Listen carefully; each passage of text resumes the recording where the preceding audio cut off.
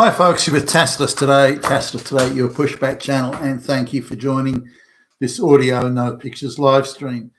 In this essay, please listen to this presentation as you would a radio broadcast. In this essay, I'd like to talk about what clearly is an internationally coordinated globalist project about what to do with old white people.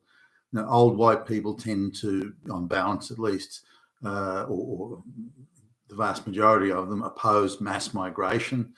They oppose LGBTQ. They oppose all the things that the globalists are aggressively and desperately pushing on the West to try and undermine all and subvert and break the confidence of all Western society, white Western societies now. So the old white people are sort of the holdout, and they're living, longer and all this sort of thing. They vote for conservative type policies and parties and politics. So they're just getting in the fucking way of the globalist project. They've got to be got rid of. I mean, take them out the back and shoot them. I mean, they're white and they don't believe in mass migration. That means they're all fucking damn Nazis. Maybe even Hitler personally. So they're just an irritation now, and they're a cost, of course. So they're being singled out for, at this stage, soft demonization, demonization by implication and by extension. But I've no doubt it'll start ramping up in the very near future. Now, the problem with old people is they just cost so much.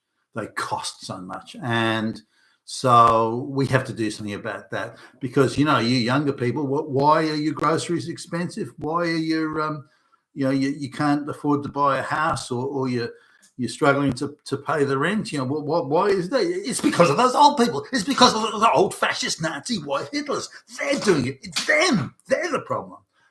Is it BlackRock buying up all the is it the government? Is it the mass migration? Is it millions upon millions of illiterate peasants coming in that don't work? And so is it that? No, it's not that. It's those old white fucking Nazis, fascists. Somebody did see Hitler walking around. So let's have a look at this, because this is a narrative and they're developing it sort of a little slowly because I'm having to be a little bit cautious. So because you don't want millions of people saying, "Hey, that's my mother in there. You're murdering," and that wouldn't look good. And if you upset too many people at once, then it's a problem. If you upset them slowly, as in the boiling frog, then you can kind of get away with it. So I think it's the beginning of a boiling frog type propaganda narrative project about how evil old white people are. Now, as it turns out, I'm in my 60s now myself, so I'm probably only 25 years away from being nursing home ready, as it were. But I've got relatives and people I know and so on that are in retirement homes or retirement nursing homes, those sorts of things. And some of them aren't in particularly good condition. So I've been into these places. They're not places I'm looking forward to going into, and most of them are ones where you've got to pay a princely sum to get in there. So now here are the claims. Now the government in Australia, this is happening also in Britain and elsewhere, Canada and that sort of thing. But in Australia, the claim is that over the last 10 years, the cost of aged care, as in retirement home care, has more than doubled. Now, why is that? Is it, where has that doubling in cost come from? Is it that there are various cozy under the table leaseback operations and round robins and that, where is this actual cost? I'd like to see a breakdown of that. They just blithely say it's more than doubled, and with a wave of the hand, you're supposed to accept that assertion as a fact. I don't know that it is. Now, at the same time, the nursing home, retirement home operators are saying that margins are cut to the bone. They can't make any money. And because they can't make any money, they won't bring new beds into, or new care rooms, or create new facilities, or build new facilities, or add services to the the retirement industry because they've got more and more people coming into. So they claim more and more people coming into it, but they're not going to build more retirement infrastructure, say the nursing home operators, because there's no money in it. They can't make money. Why should they do it? The government says, well, we can't do it because our budgets are shot to pieces. So service allegedly suffers. Now, let's suppose that's the case. I don't believe it is. But, there are various organisations that are running retirement nursing homes who are, say, tax exempt and who are extremely rich in terms of assets and cash, and they're claiming that they can't make money at it, and they're meant to be charities. Why, no, can you be a non-profit charity and wanting to say you want to make premium level profits, and also you're very cash and asset rich, and at the same time say you've got no money to invest in nursing? I don't understand that. That doesn't stack up to me at all, even on a prima facie basis. So what exactly are the profit expectations of these people in nursing homes, or who run or own nursing homes? Do they want to make absolutely supernormal profits, staggering profits? What's their expectation there? If they're being given charity status, then why should the profit motive be there at all? Nonetheless, and religious-based institutions that are supposed to be about spirituality and so on and so forth, even they're at the table claiming about they're not making money. So there's something not right here. Now, costs have doubled for, say, over the last 10 years. If you look at the cost of rent and food and these things, they've doubled just across the board. I mean, why have they doubled across the board? That doesn't make any sense to me. Do these operators own the property? Are they renting them from somewhere? And who are they renting them from?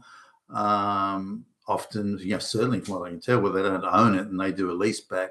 They're in turn leasing it from another NGO that's also tax exempt charity. And how does that work? Also, there's a lot of money from the BlackRock's type places floating around. And why is it they're able to demand huge returns on investment when they're dealing with non-profit charities? That would seem to be a corruption and perversion of the mission there. So there's a lot of things going on there that simply don't stack up. But let's just accept on the face of it that it's the costs have doubled for operating. Let's even ignore why. So we'll just go past that. So they're saying, well, the operators are saying, well, we can't. We've doubled our prices or substantially increased our prices, and we still can't make money. So why should we? Now, these are people that want to exist off the taxpayer teat, which is now the new economy. The old economy was making things, competitive market, producing goods and services people want to buy, the consumer economy, so on and so forth. That's disappearing fast. And the new economy is the government collects the money from the citizens and then disperses it to a small group of cartel, oligopolist, monopolist type outfits. And that's it. So the government are just a bunch of flunky tax collectors now, disgorging these taxpayer funds into the pockets of a select few. That's the new economy. That's the globalist economy. So it's a crony economy, a crony economy on steroids. So let's have a look at this now. So one of the operators, a guy I've known for a long time, his father's in one of these places, and it's a government, or not government run, it's a charity run religious institution that relies heavily on government handouts. I've been in there a few times, but he goes there more regularly because he's seeing his father. But his father's got some sort of dementia or something like that.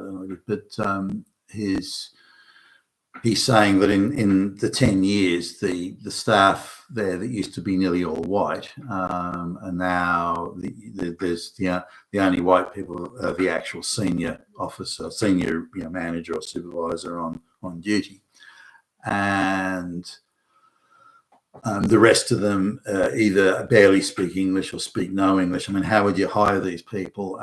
They put them in sort of hostel dormitory accommodation and so on. So they've reduced the cost of the employee cost substantially.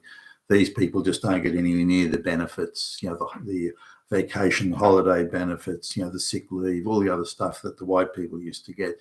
That's all gone by the by, and they've got these people now paying them shit money with no benefits. Now, every time he goes in there, he finds them just sitting around. This is the brown and black people, finds them sitting around on their mobile phones, talking to, in a foreign language, talking to whoever, or just sitting there texting and doing nothing, gossiping amongst themselves. And, he sees people who have, older people who are like fallen on the floor, or they've fouled and, shit the bed, or they're pressing the button for help and no one's coming. And so the impression he gets is that nobody cares, nobody gives a stuff. And, they're taking things like bringing tea or coffee around, and to the milk that they're leaving is old milk and it's sour, and they're leaving food there that's got ants crawling through it, things like that. And so he sees that sort of stuff, and he's made inquiries, and his father has trouble chewing, and so often the food that they put in, because they have to feed him the food they put in his mouth, he sort of he can't chew it properly, so he ends up either inadvertently or spitting it out. So he does that a couple of times, and they say, okay, well, I can't deal with you, and they'll just leave him, and he doesn't get any food for that, the lunch or the dinner or whatever it is. And he's complaining that the management say, well, that's how it is. If he behaved better, then he wouldn't have a problem. But that's not what aged care is. These people are handicapped, either mentally or physically or both, and they require that extra diligent patient care. That is what they require. That's why they're in that place. But so to say, they're not cooperating fully, or they can't recite the Lord's prayer in Swahili, so that's it. Fucking, they're not getting. That's bullshit. And if that's the standard of care, then we've all got a problem. So now in the more expensive places, and some of them are very expensive, and I've been into some of these places. These are, the head nurse is someone who doesn't speak English as a first language, and is far more concerned with issues of the patriarchy and misogyny and racism, and so going past the employee amenities room where they go and have their lunch and everything, the whole wall is absolutely thick full of I had the door open as I walked past, thick full of signs, abuse will not be accepted, misogyny is a crime, and the patriarchy and race, white supremacists will not, and so this hysterical propaganda posters are all over the fucking staff room. Now, most of the staff, the majority in this particular place, at least, most of the staff were, I would think 3/4 plus were white.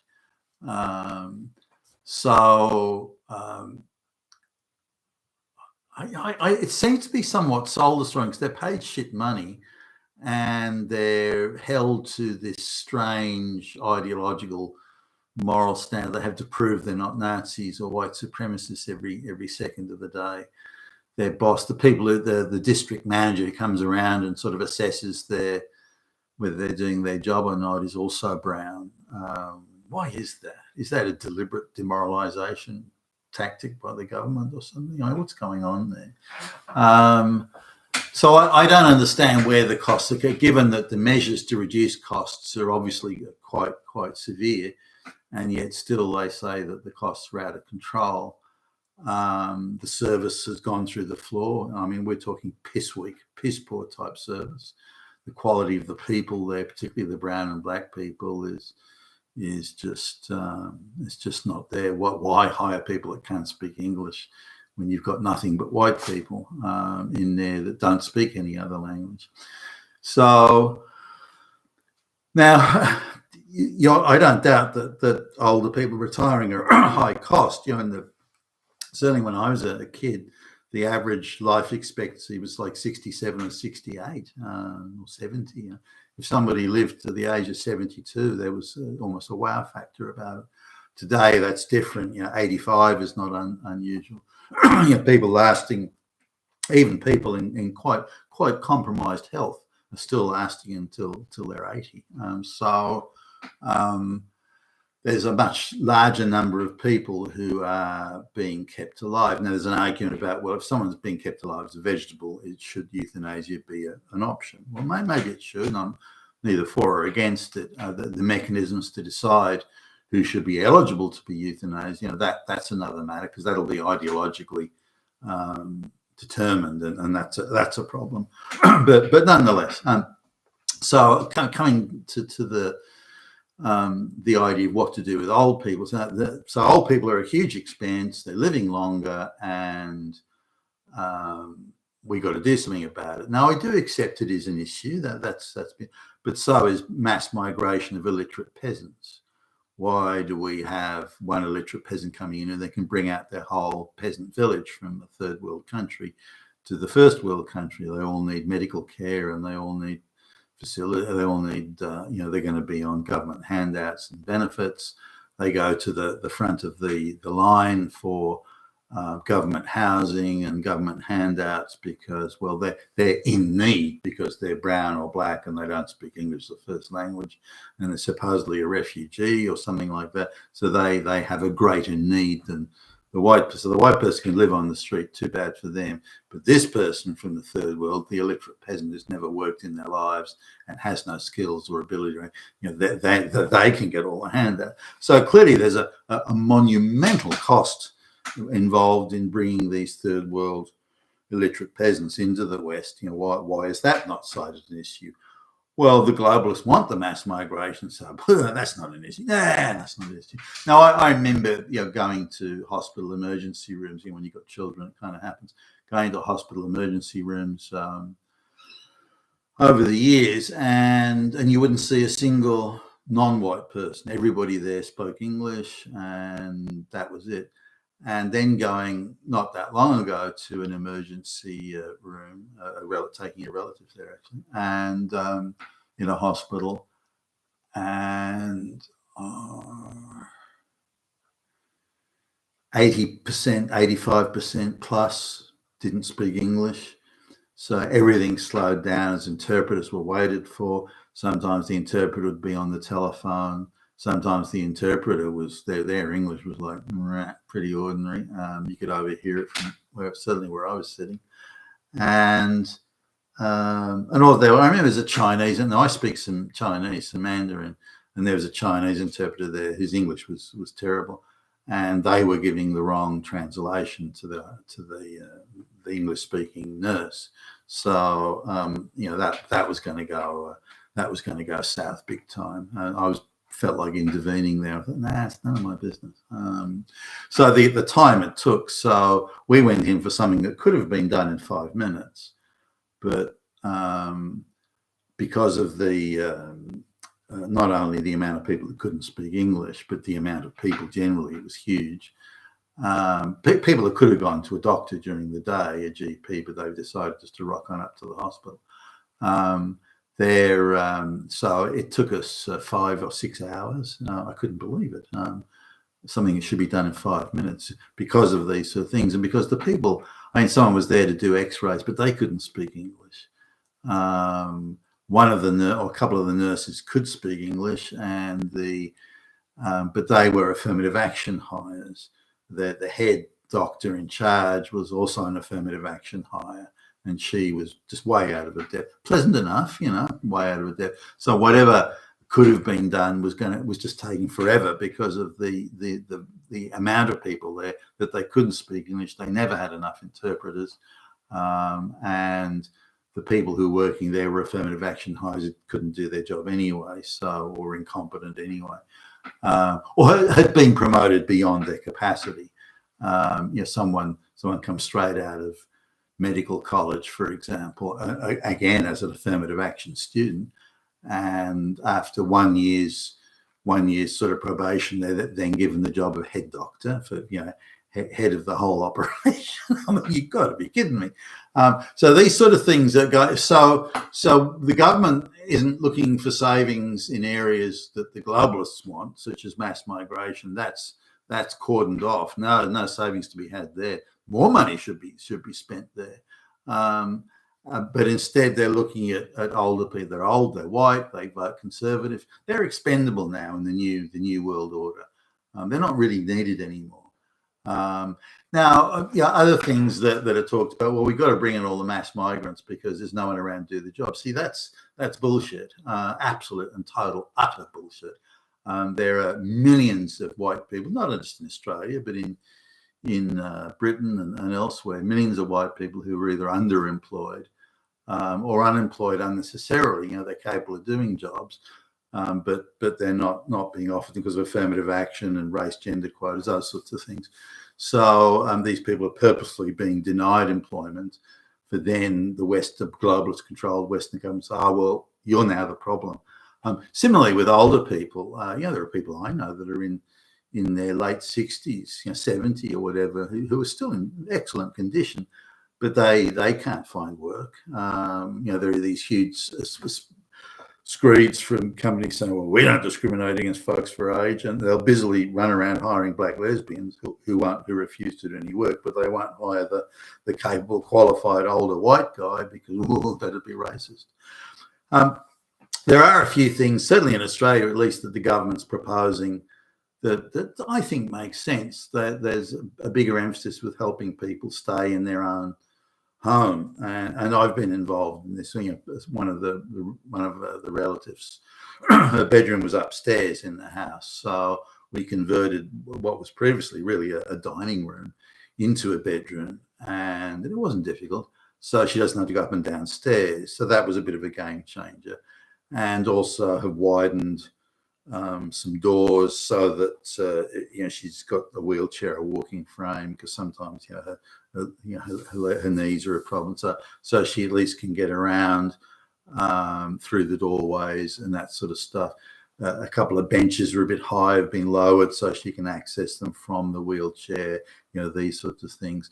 Setting her up on various online apps so that she can order her groceries online if she needs to, and so on and so forth. So and this has made a very big difference, and I think it can buy her probably a few more years of living independently, which by the way she would prefer, unless she loses her marbles in the meantime. But otherwise, so the government's going to throw, I don't know how that's going to work exactly, but the government's threatening to throw more money into people staying at home longer, and I think that is a good idea, provided it's not just forcing people to stay at home, even though they're unable to live independently, no matter what. And there are other things, like if someone, say, had an injury, that people will come around and help them, change their clothes or help them, have a shower or something like that. And I think that's probably a good thing. Coming back to the nursing homes, about the high cost, the increasing cost. A relative was going into a nursing home and was moving from a retirement village to a nursing home, I should say. And so he said they encourage you to buy your apartment. So it's $500,000 to buy it. This is a better quality one, $500,000. But when you buy it, they then have a total refit of the room, like it's a small sort of compact, like a hotel room type thing. So they do they say you have to do a full refit. You've got to, no debating, and you can only use their preferred contractor. Okay.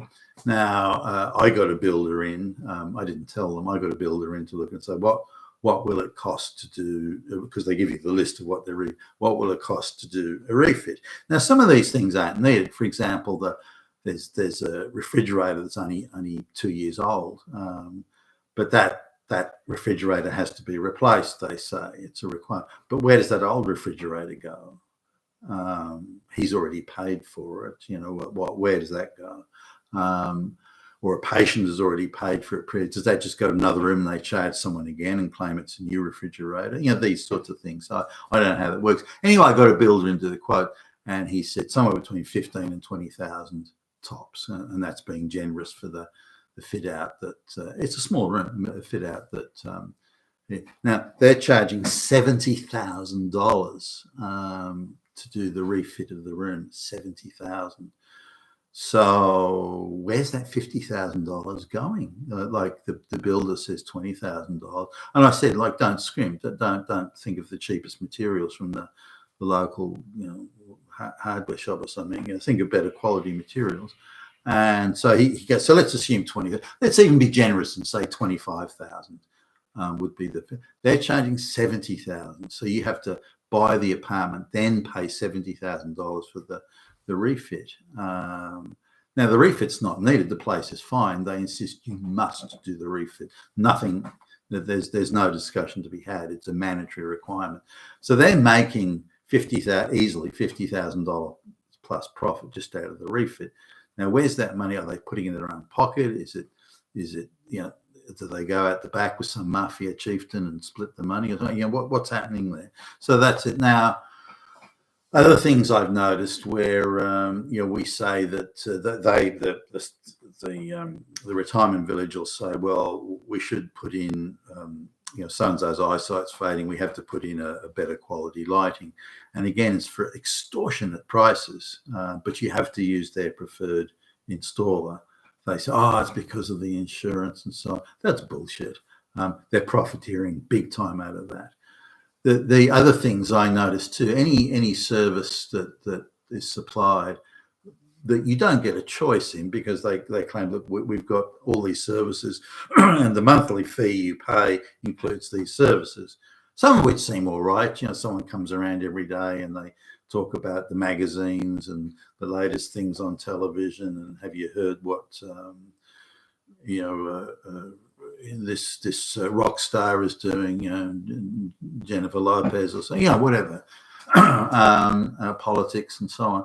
So they, and I've seen this in a room where the people go, it's voluntary, or if someone's slobbering in a wheelchair and doesn't know what day it is, they'll bring the wheelchairs in, they'll wheel them into this room, and then the person comes along for hours, sits there going through the weekly magazines and asking, and it's heartbreaking to watch this, but so has anybody seen this? And the woman that's coming halt at the meeting. Now, I didn't realise that's sort of that's $1,000 a day when she comes in. Now, she's not getting paid that. The woman, she's a